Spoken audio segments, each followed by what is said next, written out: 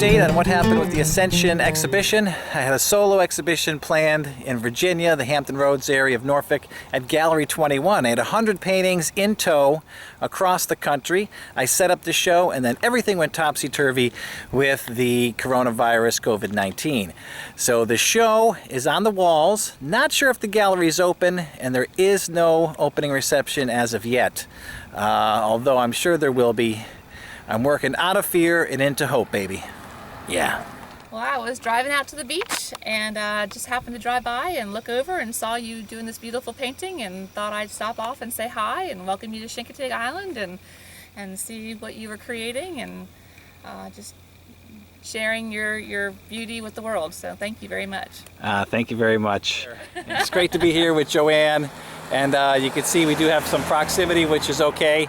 And I feel very blessed to be here and grateful. And thank you so much for your kind words. You're welcome. Thank you.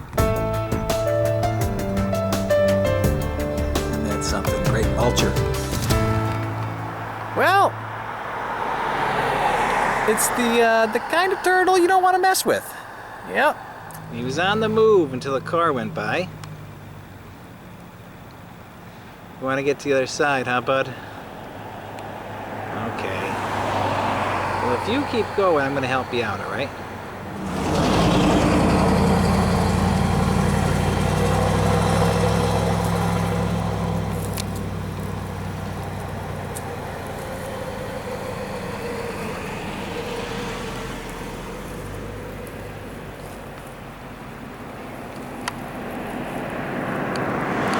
Incredible animal crossing the road here. Hopefully I'm lending him a hand by standing in the middle of the road. Well, I'm really glad to be of service here. Well, blocking the traffic for that turtle has seemed to have done the trick. He got to the other side, he or she, not exactly sure. But a very amazing animal, large size, and it knew when I was holding the traffic. Because when I got out there in the lane of traffic, it started to move. And it must have known that this is the time. This is the time to cross. Not a stupid animal.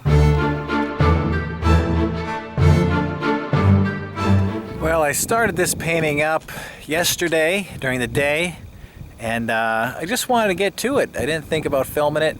Got a lot of color on there, and I'll tell you what I was working with. I was working with the opposites. So in other words, when I saw blue, I would go to the complementary color of orange. When I saw green, I would start working in red. So I was doing the opposites. When I saw things or colors that were dull or not intense, nullified even, then I would intensify that color. So I'd work with the opposite of the temperature range, from cool to warm, and the opposite in intensity. And here's what I got so far. And I'm going to keep working on this, but I also started to put some fabric in there. It's not fabric, it's really like parchment bark, as well as some twine to give it some accent in a three-dimensional quality.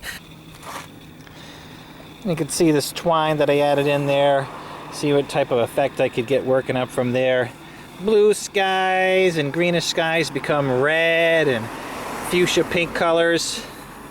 Working up this type of bark here that I like, placing it in the painting itself. And actually, working with the opposites is what I really did for Awaken the Perennial Queen, the painting that's now residing in the Norfolk Botanical Garden as part of their permanent collection. That was an opposite painting as well, oppositional painting, I guess you would say. Anytime I saw green, I would put red, and anytime I saw purple, I would start working in yellow and see what would happen. Then I would layer over with the appropriate color or the visual color that I see in the landscape there. So in other words, it's a splattering of opposites, opposition, and factual color. It's important to get myself into a mess to find my way out and find my way back into something exciting and inspirational. And I find new things all the time. I'm getting in on here. I know there's a lot of red and warm colors here, but I'm really excited to do some cool, nice blues on top. It gives that shimmery feel to a water scene. I really like that. So I've worked myself into what I thought was something I couldn't get out of.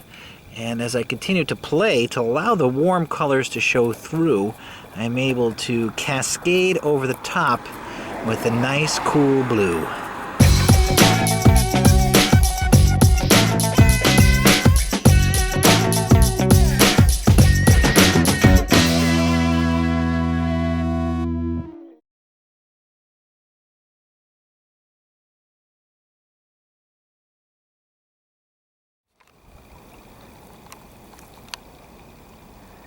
Look at all that. Man, I thought that was rain.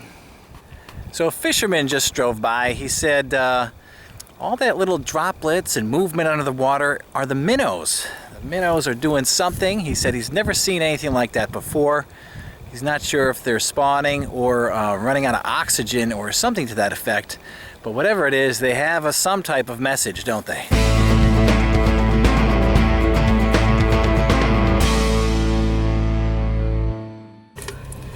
Reaching the pedals of your car is very important. If you can't reach the pedals, perhaps you're going nowhere. Or, if you are, you just can't stop. This is true. Confucius say, reaching pedals is good. Oh, man.